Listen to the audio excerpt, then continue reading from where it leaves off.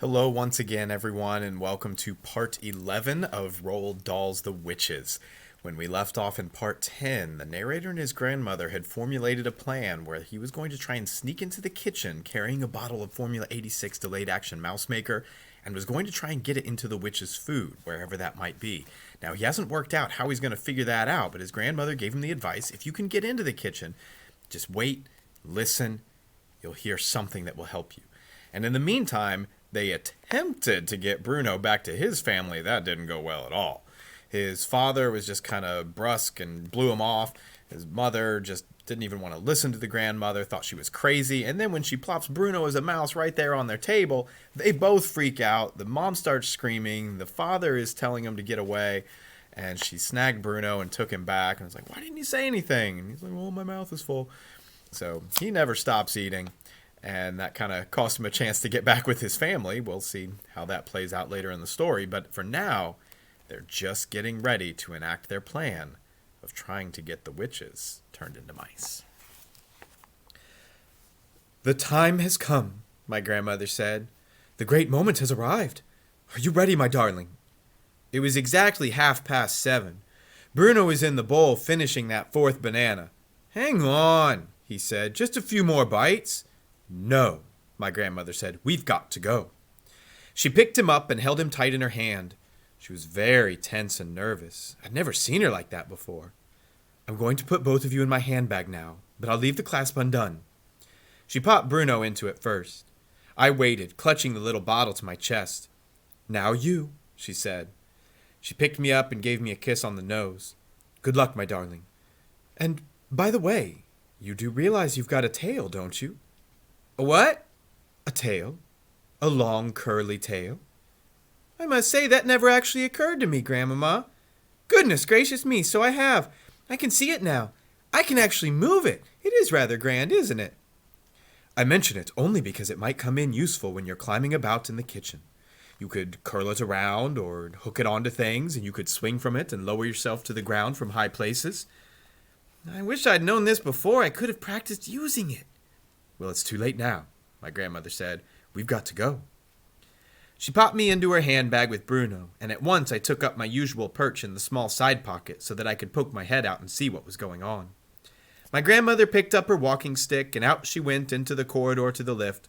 She pressed the button, and the lift came up, and she got in. There was no one in there with us. Listen, she said. I won't be able to talk to you much once we're in the dining room. If I do, people will think I'm dotty and talking to myself. The lift reached the ground floor and stopped with a jerk. My grandmother walked out of it and crossed the lobby of the hotel and entered the dining room. It was a huge room with gold decorations on the ceilings and big mirrors around the walls. The regular guests always had their tables reserved for them, and most of them were already in their places and starting to eat their suppers. Waiters were buzzing about all over the place, carrying plates and dishes. Our table was a small one beside the right-hand wall about halfway down the room. My grandmother made her way to it and sat down. Peeping out of the handbag, I could see in the very center of the room 2 long tables that were not yet occupied. Each of them carried a notice fixed onto a sort of silver stick, and the notices said, reserved for members of the RSPCC. My grandmother looked towards the long tables, but said nothing. She unfolded her napkin and spread it over the handbag on her lap. Her hand slid under the napkin and took hold of me gently. With the napkin covering me, she lifted me up close to her face and whispered, I'm about to put you on the floor under the table. The tablecloth reaches almost to the ground, so no one will see you. Have you got hold of the bottle? Yes, I whispered back. I'm ready, Grandmama. Just then, a waiter in a black suit came and stood by our table. I could see his legs from under the napkin, and as soon as I heard his voice, I knew who he was. His name was William. Good evening, madam, he said to my grandmother. And where is the little gentleman tonight? Oh, he's not feeling very well. He's staying in his room. Oh, I'm sorry to hear that, William said. Well, anyway, today there is pea green soup to start with, and for the main course you have choice of either grilled fillet of sole or roast lamb. Pea soup and lamb for me, please, my grandmother said, but don't hurry it, William. I'm in no rush tonight. In fact, you can bring me a glass of dry sherry first. Of course, madam, William said, and he went away. My grandmother pretended she had dropped something, and as she bent down, she slid me out from under the napkin onto the floor under the table. Go, darling, go, she whispered, and then straightened up again. I was on my own now. I stood clasping the little bottle. I knew exactly where the door into the kitchen was, but I had to go about halfway around the enormous dining room to reach it. Here goes, I thought, and like a flash I skittled out from under the table and made for the wall. I had no intention of going straight across the dining room floor. It was far too risky. My plan was to cling close to the skirting of the wall all the way around until I reached the kitchen door. I ran. Oh, how I ran. I don't think anyone saw me. They were too busy eating. But to reach the door leading to the kitchen, I had to cross the main entrance to the dining room. I was just about to do this when in poured a great flood of females. I pressed myself against the wall, clutching the bottle. At first, I saw only the shoes and ankles of these women who were surging in through the door. But when I glanced up a bit higher, I knew at once who they were. They were the witches coming in to dinner. I waited until they had all passed me by, then I dashed on toward the kitchen door. As the waiter opened it to go in, I nipped in after him and hid behind a big garbage bin on the floor. I stayed there for several minutes, just listening to all the talk and the racket. By golly, what a place that kitchen was. The noise, and the steam, and the clatter of pots and pans, and the cooks all shouting, the waiters all rushing in and out from the dining room, yelling the food orders to the cooks. 4 soups, 2 lambs, and 2 fish for table 28. 3 apple pies, 2 strawberry ice creams for 17. Stuff like that was going on all the time. Not far above my head, there was a handle sticking out from the side of the garbage bin. Still clutching the bottle, I gave a leap, turned a somersault in the air, and caught hold of the handle with the end of my tail. Suddenly there I was, swinging to and fro upside down. It was terrific. I loved it. This, I told myself, is how a trapeze artist in the circus must feel as he goes swishing through the air high up in a circus tent. The only difference was that his trapeze could only swing backwards and forwards. My trapeze, my tail, could swing me in any direction I wanted. Perhaps I would become a circus mouse after all. Just then, a waiter came in with a plate in his hand, and I heard him saying, "The old hag on 14 says the meat's too tough, and she wants another portion." One of the cooks said, "Give me your plate." I dropped to the floor and peeped around the garbage bin. I saw the cook scrape the meat off the plate and slap another bit on. And then he said, "Come on, boys, help me out." He carried the plate around to everyone in the kitchen. And do you know what they did? Every one of those cooks and kitchen boys spat on the old lady's plate. "See how she likes it now," said the cook, handing the plate back to the waiter. Quite soon, another waiter came in and shouted, "Everyone in the big RSPCC party wants the soup." That's when I started sitting up and taking notice. I was all ears now. I edged a bit further around the garbage bin so that I could see everything that was going on in the kitchen. A man with a tall white hat who must have been the head chef shouted, "Put the soup for the party in the large silver soup tureen." I saw the head chef place a huge silver bowl on the wooden side bench that ran along the whole length of the kitchen against the opposite wall. Into that silver basin is where the soup is going, so I told myself. So that's where the stuff in my little bottle must go as well. I noticed that high up near the ceiling above the side bench there was a long shelf crammed with saucepans and frying pans. If I can somehow clamber up onto that shelf, I thought, then I've got it made. I shall be directly above the silver basin. But first, I had to somehow get across to the other side of the kitchen and then up onto the middle shelf. Suddenly a great idea came to me. Once again I jumped up and hooked my tail around the handle of the garbage bin. Then, hanging upside down, I began to swing. Higher and higher I swung. I was remembering the trapeze artist in the circus I had seen last Easter and the way he had got the trapeze swinging higher and higher and higher, and then had let go and gone flying through the air. So at just the right moment, at the top of my swing, I let go with my tail and went soaring clear across the kitchen and made a perfect landing on the middle shelf. By golly, I thought, what marvelous things a mouse can do, and I'm only a beginner. No one had seen me. They were all far too busy with their pots and pans. From the middle shelf, I somehow managed to shinny up a little water pipe in the corner, and in no time at all, I was up on the very top shelf just under the ceiling among all the saucepans and frying pans. I knew that no one could possibly see me up there. It was a superposition. And I began working my way along the shelf until I was directly above the big, empty silver bowl that they were going to pour the soup into. I put down my bottle, quickly unscrewed the top, and crept to the edge of the shelf. and poured what was in it straight into the silver basin below. The next moment, one of the cooks came along with a gigantic saucepan of steaming green soup and poured the whole lot into the silver bowl. He put the lid on and shouted, "Soup for the big party's all ready to go out." Then a waiter arrived and carried the silver basin away. I had done it! Even if I never got back alive to my grandmother, the witches were still going to get the mouse maker. I left the empty bottle behind a large saucepan and began working my way back along the top shelf. It was much, much easier to move about without the bottle. I began using my tail more and more. I swung from the handle of one saucepan to the handle of another, all the way along that top shelf. While far below me, cooks and waiters were all bustling about, and kettles were steaming, and pans were spluttering, and pots were boiling. And I thought to myself, oh boy, this is the life! What fun it is to be a mouse doing an exciting job like this. I kept right on swinging.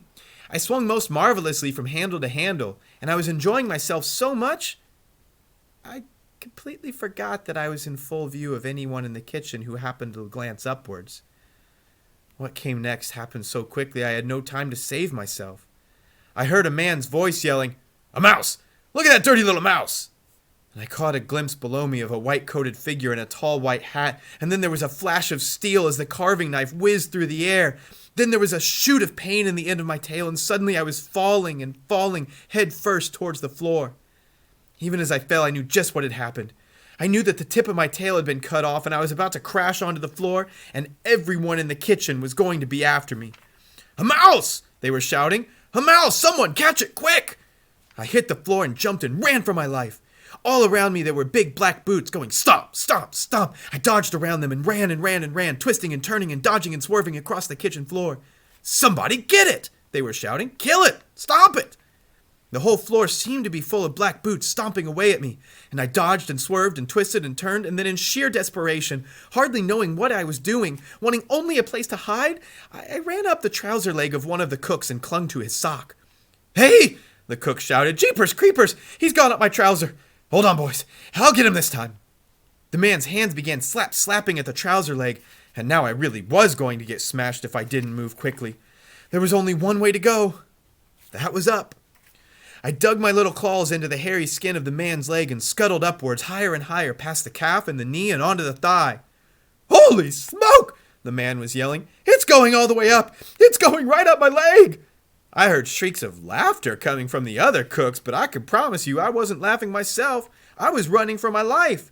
The man's hands were slapping all around me, and he was jumping up and down as though he was standing on hot bricks. And I kept climbing, and I kept dodging. And very soon I reached the very top of the trouser leg, and there was nowhere else to go. "Help! Help!" the man was screaming. "It's in my underwear! It's running around in my flaming underwear! Get it out! Somebody help me get it out!" "Take off the trousers, you silly slob! Pull down your trousers and we'll catch him!" I was in the middle of the man's trousers now, in the place where the two trouser legs meet and the zip begins. It was dark and awfully hot in there, but I knew I had to keep going. I dashed onward and found the top of the other trouser leg. I went down it like greased lightning and came out at the bottom. Once again I was on the floor. I heard the stupid cook still shouting, "It's in my trousers! Get it out! Somebody please help me get it out before it bites me!" I caught a flashing glimpse of the entire kitchen staff crowding around him, laughing their heads off. And they were so busy laughing, nobody saw a little brown mouse as it flew across the floor and dove into a sack of potatoes. I burrowed down in among the dirty potatoes and held my breath. The cook must have started taking his trousers off, because now they were shouting, "There's nothing in there! There's no mouse in there, you silly twerp!" "There was. I swear there was," the man was shouting back. "You've never had a mouse run up your leg. You don't know what it feels like." The fact that a tiny little creature like me had caused such a commotion among a bunch of grown-up men kind of made me feel happy. I couldn't help but smiling, in spite of the pain in my tail. I stayed where I was until I was sure they had forgotten about me.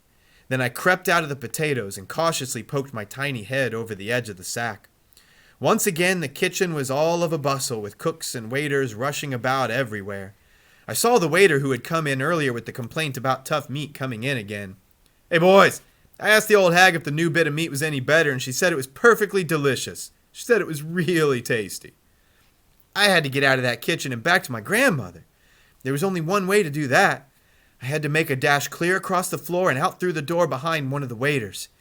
I stayed quite still, watching for my chance. My tail was hurting terribly, though. I curled it around so as to have a look at it. About 2 inches of it were missing, and it was bleeding quite a lot.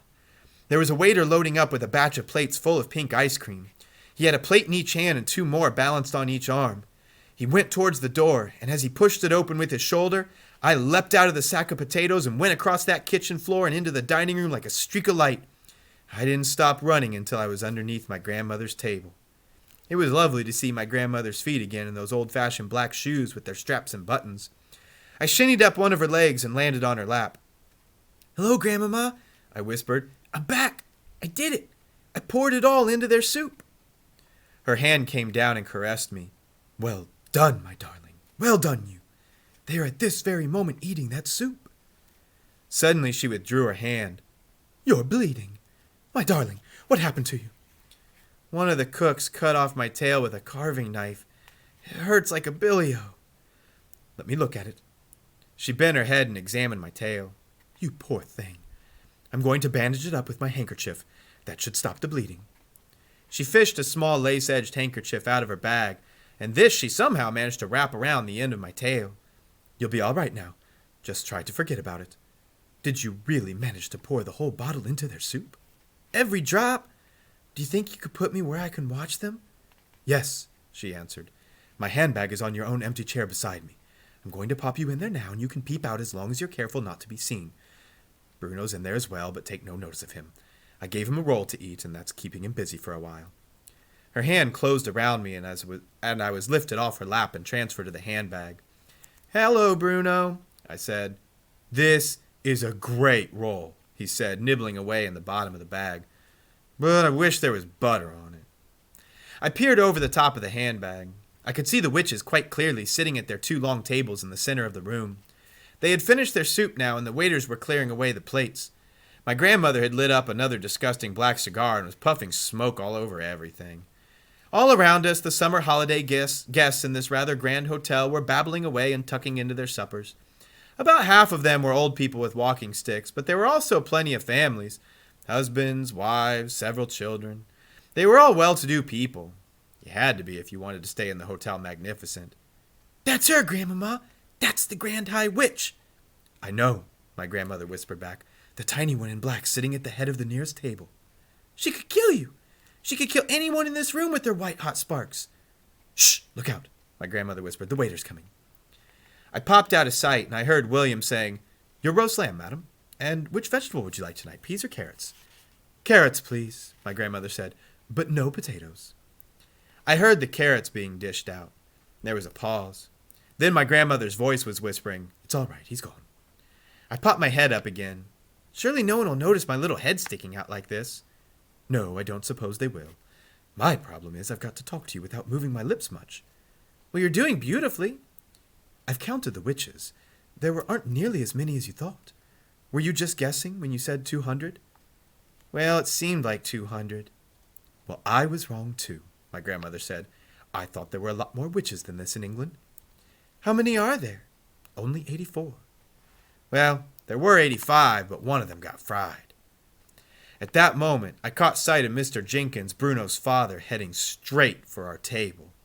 "Look out, Grandmama! Here comes Bruno's father!" And we're going to stop there. So the witches have been given doses of the mouse maker, thanks to the narrator getting the Formula 86 delayed action mouse maker into the soup. But now Bruno's father, after not believing the grandmother earlier in the evening, is stalking over, probably wondering what's going on and what does she know about Bruno being missing. But something else to consider that maybe hadn't crossed your mind yet. The witches definitely are eating the Formula 86 delayed action mouse maker. But have we considered, does that actually work on a witch? Remember earlier in the book it said that witches aren't actually human. They are completely different creatures that just happen to look like human females. So whether or not the mouse maker actually works, well, to find out, you'll just have to join us for part 12 of Roald Dahl's The Witches. Bye.